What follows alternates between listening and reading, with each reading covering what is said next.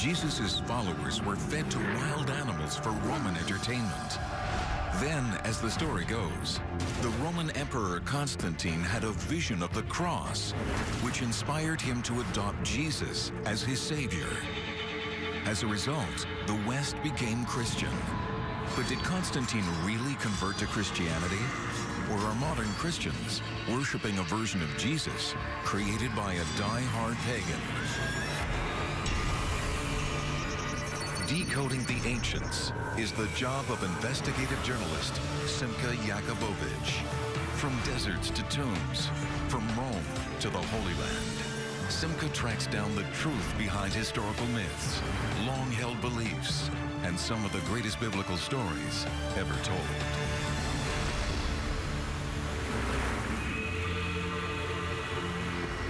Simka has come to Turkey, to the city of Istanbul.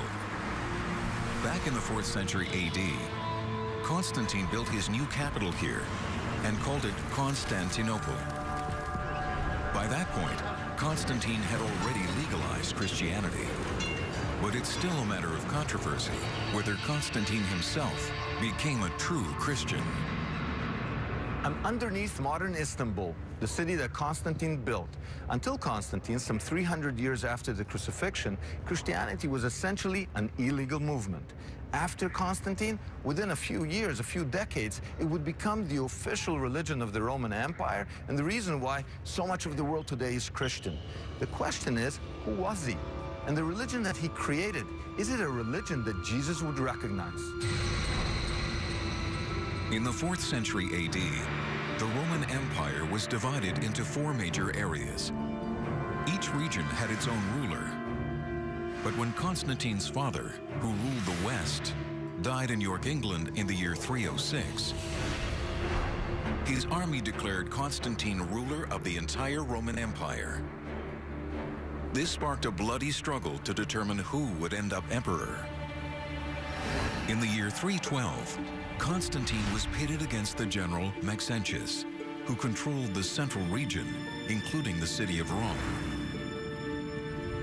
Their famous struggle for power was depicted 1,200 years later in these frescoes by Renaissance artist Raphael.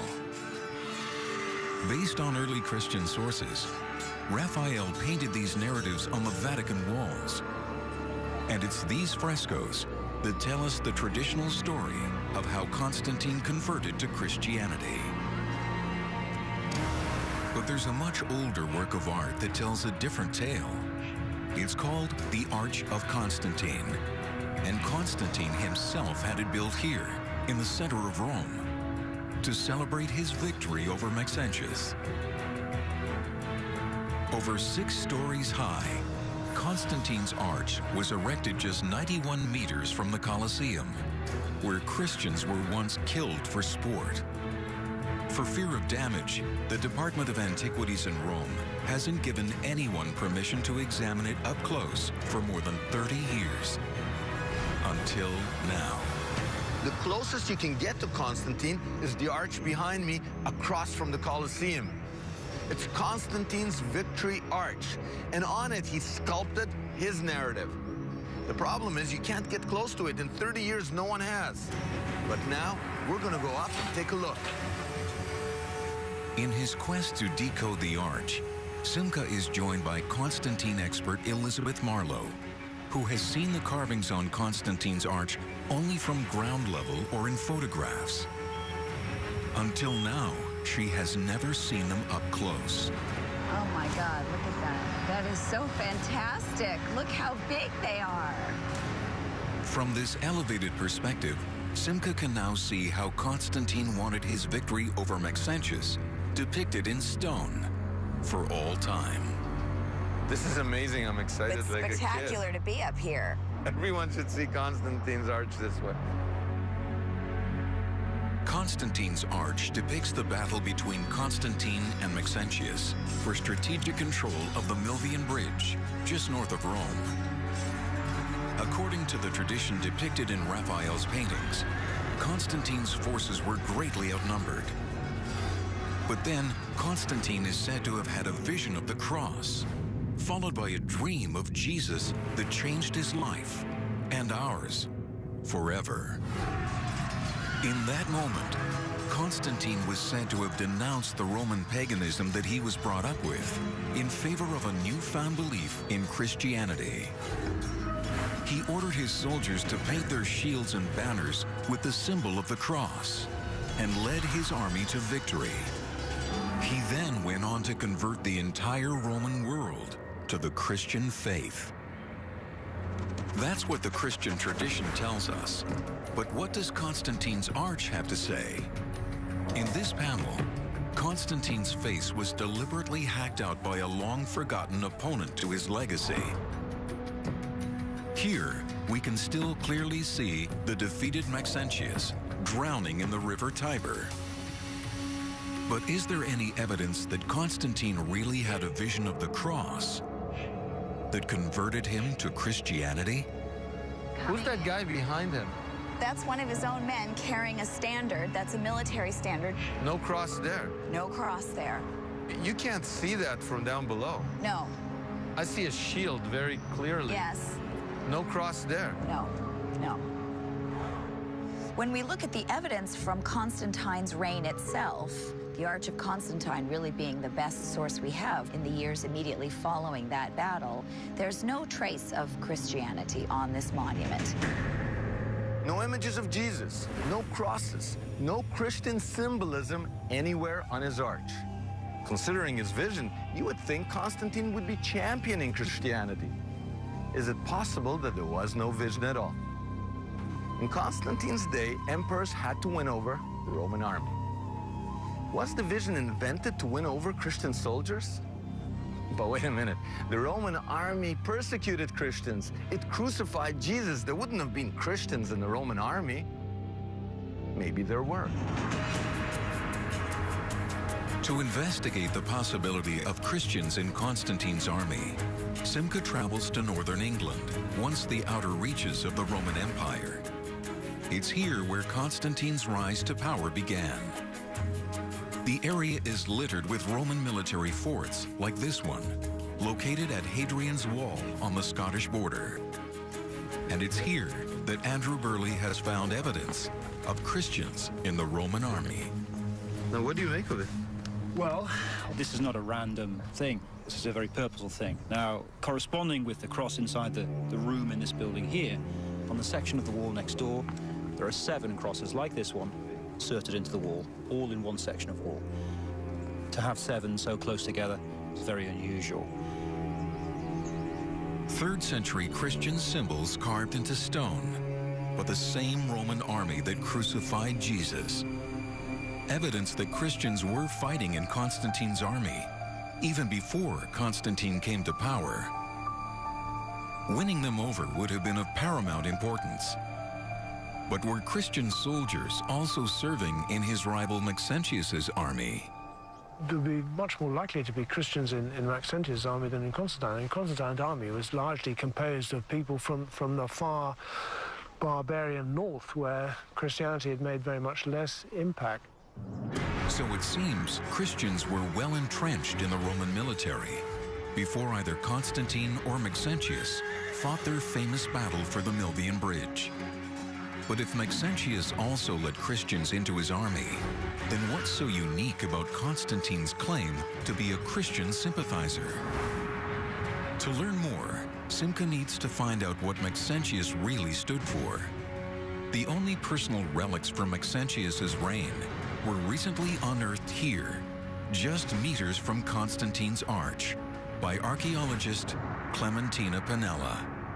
Pinella believes that these royal scepters, spears, and weapons belonged to Maxentius himself and were venerated by his faithful followers, just as Christians venerate the cross. Ritrovato il corpo di Massenzio, Costantino taglia la testa di Massenzio e la porta in città. E Costantino, ovviamente, avendo vinto col sangue, deve dare del nemico la peggiore presentazione. Quindi Massenzio è il tiranno. I panegirici dicono le cose più terribili di questo Massenzio, i vizi più turpi gli sono attribuiti e la memoria di Massenzio viene, come al solito, cancellata. Upon his victory, Constantine tried to wipe Maxentius from history's good books by portraying him as a pagan tyrant and a Christian persecutor. Però Massenzio invece è stato un grande imperatore e Massenzio non diede fastidio ai cristiani. E io mi chiedo che cosa sarebbe successo se Costantino non avesse vinto. Che cosa sarebbe successo della nostra civiltà, che poi è piena di cristianesimo e noi siamo dei discendenti di questa battaglia. So if the image we have of Maxentius as an evil pagan tyrant has been fabricated, is it possible that the image we have of Constantine as a Christian emperor has also been fabricated? To answer that question, Simca now investigates a secret religion that claimed the most powerful people in the empire as its followers. This religion worshipped a pagan god who had an uncanny resemblance to Jesus. Early Christian history states that the Roman Emperor Constantine received a divine vision of Jesus before defeating his arch-rival Maxentius, winning control of the Roman Empire and causing the Western world to become Christian. But was Constantine a true Christian? The most important statement we have from him is his triumphal arch in Rome. On it, Simca doesn't find a single Christian icon, but he does find pagan symbols. On this panel, Constantine is surrounded by pagan gods, the god of the river Tiber, a winged goddess of victory, and by Roma, goddess of Rome. An archaeological patchwork of pagan symbolism. Compelling evidence that Constantine only adopted Christian ideas to gain favor with Roman soldiers in both his and Maxentius's armies. But winning over common soldiers wasn't enough. To gain control over the entire Roman Empire, Constantine needed the support of the officer corps and the Roman elite.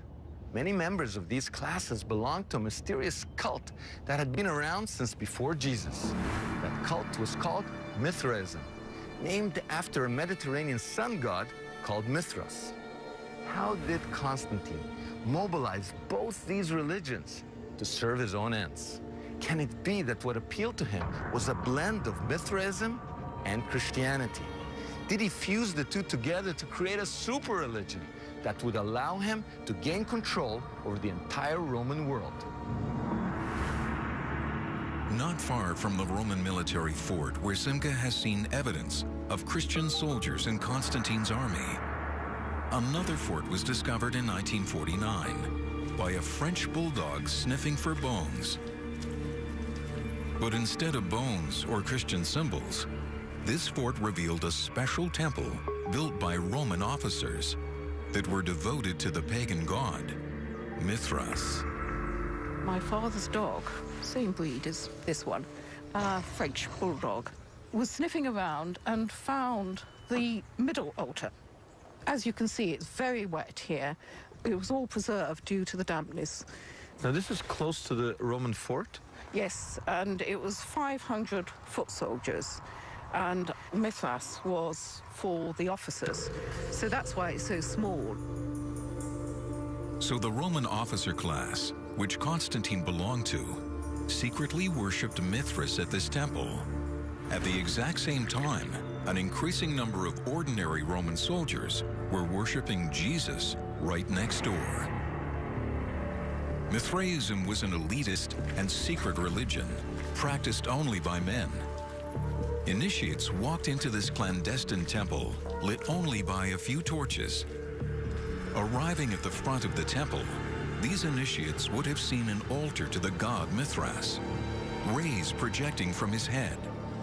Lit from behind by candlelight, the halo effect symbolized Mithras' status as a sun god, a striking precursor to the halo that surrounds the head of Jesus. This could be mere coincidence if it weren't for the fact that archaeologists have found the remains of Mithraic temples all over the Roman Empire. And more often than not, those temples were found hidden beneath the world's first Christian churches. To see one of these Mithraeums, Simca now goes to the Santa Prisca Church in Rome. Here, excavators pulled up the floor of the church and discovered one of the largest Mithraic temples ever found. In cavernous, dark rooms like these, the Roman elite would worship in secret. This is amazing. I feel like I'm in the Notre Dame Cathedral of Mithraism. Well, this is a pretty sizable one. The idea is this is a recreation of the primal cave where Mithras commits the sacrifice of the bull, which is the core event in Mithraism. The one source of light in this dark temple illuminates the centerpiece, a bas-relief that depicts the main myth of Mithraic belief. Jutting out from the primordial rock, the sun god Mithras, the son of the sun, slaughters the sacrificial bull. And through the shedding of his blood, the universe is created anew. Essentially what we're seeing is Mithras being seen as the key creator god who makes possible the regeneration of life. And you've got the primordial rock, you know, the cocoon out of which the whole universe is born. Impressive, but it also sounds pretty pagan. And yet, a strange inscription here suggests a more Christian approach. We don't have many inscriptions of Mithras. Right. It's a secret, and they didn't write that much. This is unusual, this place, that it does have a very faded inscription. That is correct. One particular text, the Latin translates as, "And you have saved us through the shedding of the eternal blood." You have saved us through the shedding of the eternal blood. Yes. So here, the central bloodletting Yes. is seen as an act of salvation. Yes, and the key event in the whole nature of cosmic creation and the whole nature of life. Mithras sacrifices the bull and spills its blood, strangely corresponding to the Christian concept of Jesus offering his own blood to save mankind. But the similarities don't end there. A lot of the Mithraic rituals very closely corresponded to what the Christians would do in their worship. The sacred meal that they would participate in is taking the body or the blood of this sacrifice by sharing a meal of bread and wine. Here? Here. So it's communion. It's basically a communion, a Eucharist. And those who partake in this feast will live forever. So just as Christians reenact the Last Supper with Jesus before his death, a form of communion was also practiced here. And just as Jesus died and was resurrected, so was Mithras, which is why at this altar, Mithras is pictured right next to a sculpture of an Egyptian god. And this particular god, if you look carefully at his forehead, you notice that little lock that hangs down there. That's actually would signify that he is the reconfiguration of the god Osiris. And Osiris is the dying Exactly. and resurrecting god of the Egyptians. Right. Just like Christians, Mithraeus believed in the concept of resurrection, which may explain why both religions were popular to members of the Roman military.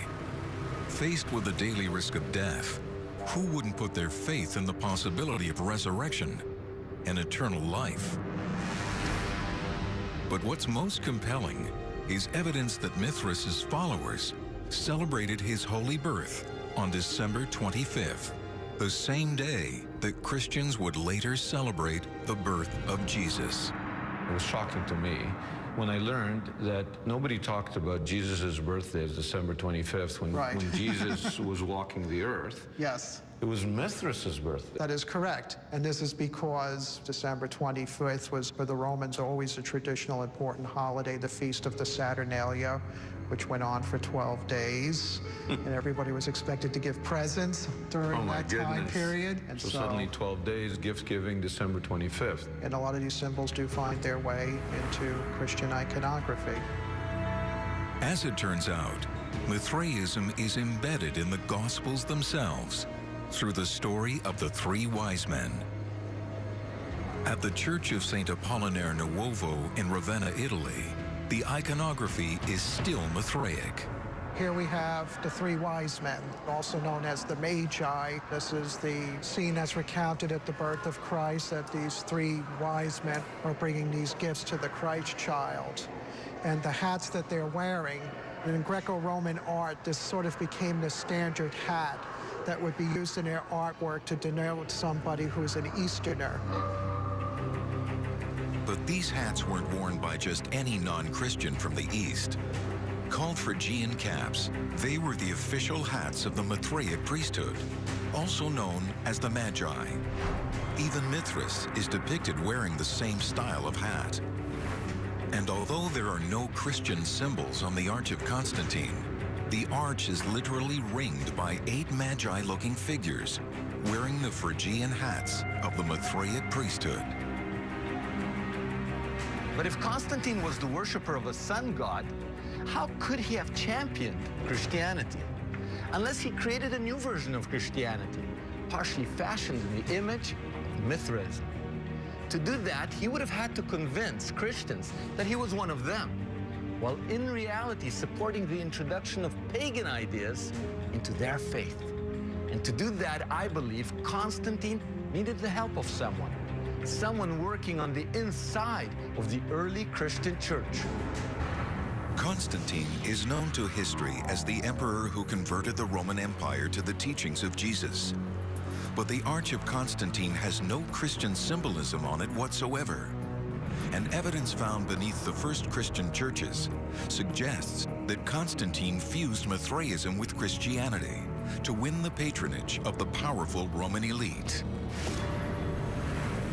But this leaves one problem. How could Constantine get true Christians to go along with his version of their faith? And what about the founding fathers of the church? After years of persecution, of worshiping in secret, surely they wouldn't let Constantine manipulate their religion for his gain. Or would they? There's compelling evidence to suggest that Constantine's vision was a postscript to what really happened at the Milvian Bridge. As it turns out, while Constantine was still alive, there was only one church father who recorded Constantine's life and his celebrated conversion to Christianity. His name was Eusebius, and besides becoming Constantine's sole biographer, he also became Constantine's right-hand man in the Christian world. According to Eusebius's writings, it's here at the Milvian Bridge, north of Rome, that Constantine had a vision of the cross and a dream about Jesus that inspired him to win the battle and change the world forever. So here's the Milvian Bridge. This is the bridge that gets associated with the battle. So this bridge behind you becomes, in a sense, a metaphor for the change of human history. Yes. The bridge becomes a way to refer to not necessarily the battle itself, but the consequences of the battle. Yet in Eusebius's first draft of this account, he doesn't mention Constantine's vision at all. No vision, no dream yet. So Eusebius's first account of the Battle of the Milvian Bridge that took place somewhere right where we're standing, even Eusebius, who's like a church father, bishop, great admirer of Constantine, does not mention visions. In that account, no.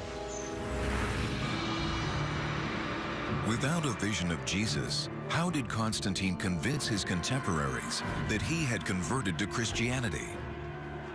Eusebius's own writings suggest that Constantine persuaded Eusebius to rewrite his account of the Milvian Bridge during a great banquet that Constantine held for the leaders of the Christian church in the year 325.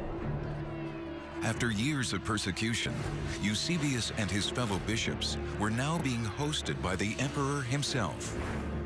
And it seems that it was at this banquet, 13 years after the Battle of the Milvian Bridge, that Eusebius first heard anything about Constantine's vision.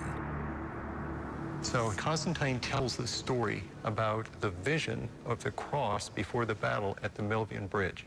When Constantine tells the story, he emphasizes, first of all, the vision of a cross in the sky at noontime. Secondly, He then had a dream in which Jesus Christ himself appeared and explained the vision to him. Almost like he's a prophet. He has visions, he has dreams. Jesus speaks to him. Precisely. And here, in these original texts by Eusebius, one can see the impact of Constantine's story on Eusebius and his fellow bishops. So here's Eusebius's description of the banquet. He compares this banquet with the emperor to the coming of Jesus. And Christians had anticipated if there was going to be a Christian ruler, it might well be Jesus come back to earth. And now suddenly it turns out to be the emperor himself. Now portrayed as a Christ-like figure, Constantine turned his so-called vision into the official history. And that history was soon propagated by Christian art. Here we have Raphael. Yes. Now, Raphael, when he paints the vision in the sky. It's a cross. By this sign you will conquer, and so on. This is mythology becoming history. Yes. Even without knowing the narrative, you just want to stare at these frescoes. So this is sort of a last attempt to reaffirm this papal narrative, which had already been shown to be a fiction. A myth based not on history, but on a fiction.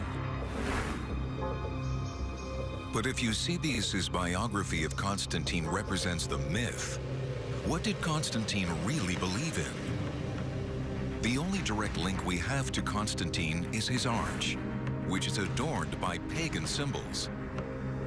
But on it, we can also see reliefs depicting 3 former emperors: the philosopher Marcus Aurelius, the conqueror Trajan, and the statesman Hadrian, all stolen from previous monuments and strategically recycled for his arch. Begging the question, why would Constantine decorate a monument to his own achievements with reliefs taken from other emperors, unless he was really saying something about himself? Isn't he telling us what everybody thinks are winners are really losers? And me, I'm the real winner. At the end of the day, I'm going to refashion the world in a way that Hadrian, Trajan, and Marcus Aurelius could not even imagine. I would agree with you that Constantine would have been very happy if people looking at his arch had been able to take away the message that he is going to supersede the legacy of even Rome's best previous emperors. But how is he going to do that? The answer may lie at the very top of the arch. Here, there is an inscription, and it states in Latin, Instinctu Divinitatis, which describes Constantine as divinely inspired. But if it's not Jesus who's inspiring him, which God is? When looking at what's depicted on his arch, what we find are pagan gods from the Roman pantheon, and none so prominently rendered as the sun god Apollo.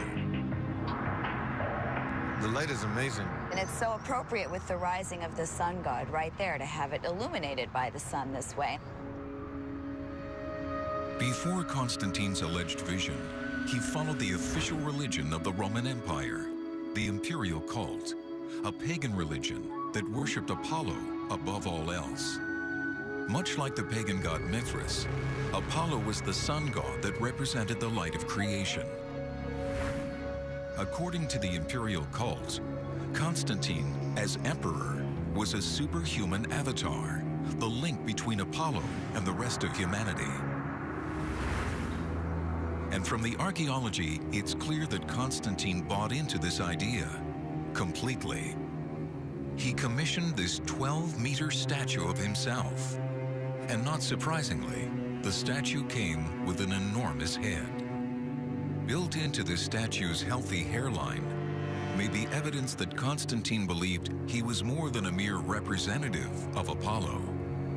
There are dowel holes that certainly were for some kind of insert, and it seems likely that it was for a rayed crown. That's not Christian to me. To me, that's saying, I am God. Right. There's absolutely no humility in any of Constantine's self-fashioning. I mean, he's very happy to have a 40-foot tall statue of himself looming over this space in the center of Rome. He allows cities in the north of Italy to erect cults to his family, to worship him as a god. He's aloof, he's Yes. giant, and he's Yes. godlike. Yes, he's superhuman. He is superhuman. The image of Constantine with sun rays emanating from his head not only matches the earliest images of Apollo, it also matches the iconography of Mithras. And is it just coincidence that Christian art begins to depict Jesus the same way, with a halo of light around his head? Or was Constantine combining all the gods of light into one? When Constantine claimed to have had a vision of the Milvian Bridge, which religion was Constantine truly embracing? Did Constantine abandon paganism for Christianity? Or did he blend Apollo and Mithras into Jesus Christ, and then refashion all three in his own image? As it turns out, when Constantine had his arch built, he topped it off with a bronze portrait of himself. Destroyed in antiquity, this statue depicted him riding the same kind of chariot as Apollo, seemingly taking off into sunny skies. Constantine is known to history as the first Roman emperor to convert to Christianity, legalize it, and thereby change the world. But the archaeology he left behind suggests an alternative history. His triumphal arch is covered with pagan symbols, and from the statues he erected of himself, it seems that Constantine not only worshipped pagan gods, he saw himself as having a special relationship with them. If Constantine saw himself as divinely ordained, he would have seen his reign as a new founding. He would have believed that he was responsible for changing the course of human history. And the new founding needs a new capital. Rome would no longer do. So he went to what is today Istanbul in modern-day Turkey, and he founded a new capital for his new empire. He didn't name it after Jesus or the apostles. Rather, he stayed true to his nature and named it after himself. He called the new city Constantinople. He left Rome, and he certainly never returned there again. Settled on this incomparable site. It bridges the two continents. It's strategically and tactically located in virtually an ideal position, easily defended. And I think he wanted a monument to himself. He wanted his own city with his own imprint on it. Despite Constantine's reputation as the first Christian emperor, the most dominant feature of Constantinople's skyline was not a Christian church, but a giant column that was once topped by a huge bronze statue of the sun god, Apollo. The statue is long gone, and the column is under renovation. But at the time of Constantine, people were worshiping the sun god here. When the city was built, this was a big plaza or forum, and that column was in the center of it. It's about 100 feet in the air. What's significant about it is that in subsequent years, Christian bishops and theologians were very upset about the fact that the people of Constantinople conducted divine services here. And yet, Constantine's statue of Apollo was not like other pagan images. He did make a slight modification to it. He replaced Apollo's face with his own. But what's even better is the tradition continues that in this statue, he put a relic of the true cross. So he's attaching relics of Jesus to, or inserting them in this statue. So he erects a statue of himself. And this statue depicts him as Apollo, but for good measure, we've got a little bit of the true cross mixed in. Yes. Did Constantine pull off the greatest hoax of all time by pretending to be a Christian? Was he actually equating himself with both Apollo and Jesus? Or did he merely see himself as their special emissary? To find out, Simca returns to the arch. But this time, he's not looking at what's on the arch. This time, he's looking at how the arch was positioned. From this bird's-eye view, he is reminded that Constantine's arch is off-center by almost 2 meters from the original road that ran through it. But why? The Romans were famous for their feats of engineering. Surely they wouldn't make a mistake when building the emperor's new arch. There had to be some other reason. A reason that must be hiding in plain sight. Based on ancient records, we know that during Constantine's time, there was a colossal statue that stood 108 meters behind the arch. But this was not just any statue. It was a 30-meter-high monument to Apollo. Is there a connection between the statue and the arch? Expert Elizabeth Marlowe thinks she's found that connection. So then I started playing around on the living room floor in my apartment, where I made a little cutout of the arch and I propped it up, and I got a doll and I set him up and then set the arch up in front of him, and I worked out the proportions very carefully, lying down and peering through the central passageway. For me, that was the aha moment. Based on her living room reconstructions, Marlowe came up with a compelling new theory as to why Constantine's arch was built where it was. But to prove her theory, Marlowe first had to brave rush hour Roman traffic so that she could gain the right perspective. The evidence on the ground confirmed her hypothesis. Constantine's arch was built off-center on the road so as to perfectly frame the Colossus of Apollo behind it. According to Marlowe, as you entered Rome, you would have seen Apollo's head looming above the statue of Constantine on his arch, as if watching over Constantine. But as you moved closer to the arch itself, the sun god would have dropped below Constantine until he was left standing in the center of the main archway.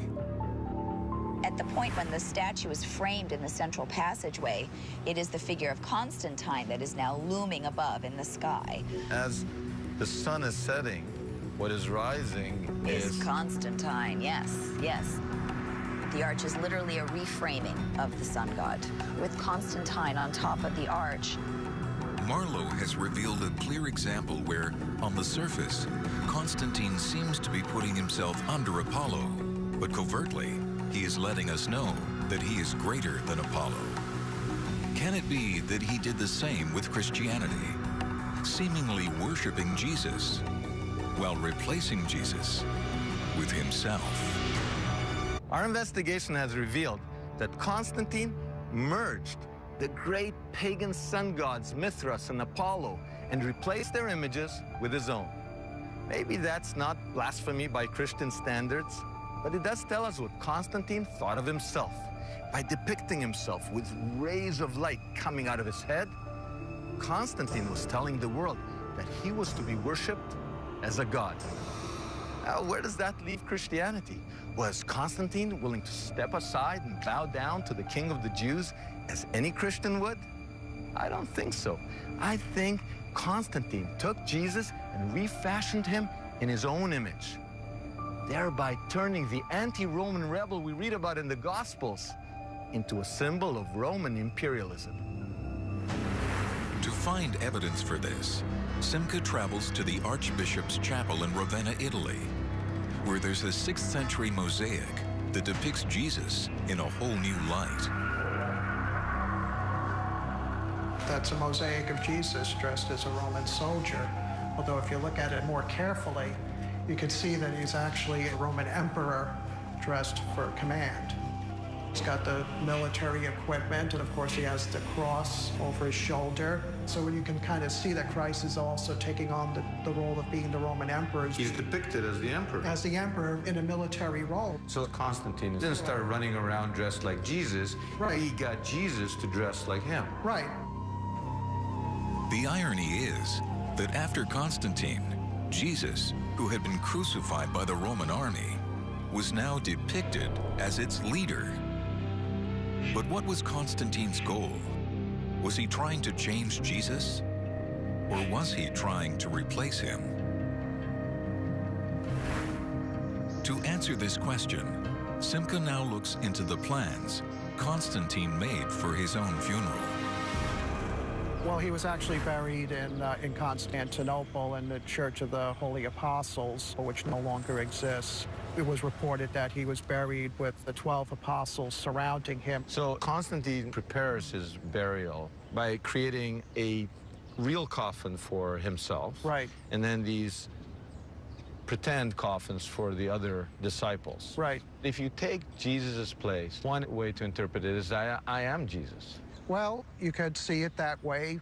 On earth, the Roman emperors do become the stand-in for Jesus, because now with the Christian Roman Empire, the emperor takes on the role as being the leader of the worldwide Christian community. But by taking Jesus' place, did Constantine see himself as someone who could promote Jesus' message or subvert it? Can the arch also answer this question? From this high vantage point, Simca suddenly makes a discovery that would have never occurred to him below. How you position something relative to something else, that's sacred geometry. He's essentially putting himself in a relationship with the Flavians. Just on the other side of Constantine's arch is the famous Colosseum, built by the Emperor Vespasian Flavius. Across on the left is a triumphal arch built by the same emperor's son, Titus Flavius. And in the center, where there is now a circular depression in the grass, once stood a giant fountain built by Vespasian's other son, Domitian Flavius, one of the greatest persecutors of early Christianity. Why would Constantine want to associate himself so intimately with the Flavian dynasty? As it turns out, the first-century Flavian emperors have gone down in history as the men who destroyed Jerusalem and the Holy Temple in it. They could literally boast that they had torched the house of God. Jesus wept for the destruction of the temple. In contrast, by positioning his arch in close proximity to the destroyers of the temple, Constantine was permanently linking his legacy with theirs. But if that wasn't enough, he celebrated the Flavian name as his own. He called himself Flavius Constantinus. Could it be that just as the Flavians boasted that they had defeated the God of Israel, Constantine schemed to defeat the religion that worshipped Jesus as God's son? But as we have seen, Constantine was going to do it not by oppressing Christianity, but by adopting it. Not by defeating it, but by defining it. He would out-Flavian the Flavians. He wouldn't fight people, he would fight their ideas. He would defeat Jesus by transforming him from a crucified Judean rebel into a Roman emperor. For 1,500 years, people accepted the story that Constantine was a true Christian, that he had a vision of the cross, and that he converted a pagan Roman Empire to Christianity. But our investigation has revealed another story, one that isn't particularly Christian. We're not the first. Other investigators have noticed discrepancies in Constantine's character, but they concluded that maybe he wasn't religious. Maybe he was just pragmatic. But maybe he was religious after all. Not in a Christian sense, but in a pagan sense. It seems that he put his faith in the Son. He believed in the Son's only begotten Son, himself.